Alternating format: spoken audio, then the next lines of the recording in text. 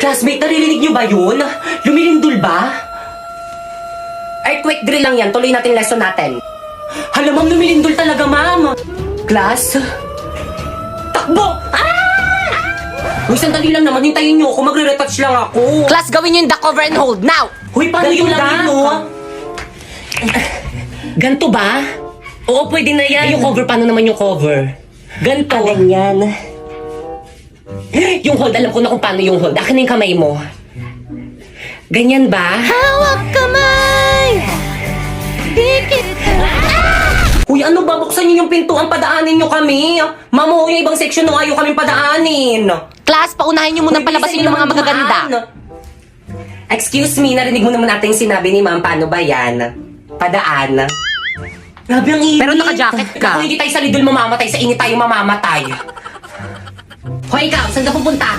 Bumalik ka sa pila mo. Mamang init po kaya, kanina pa kami nakapila dun sa tapat ng araw. Ikaw kaya pumila dun. Akin yung mga gamit mo. Pumila ka doon! Hala, si ma'am nahimatay! O, di ba sabi ko sa'yo mainit eh.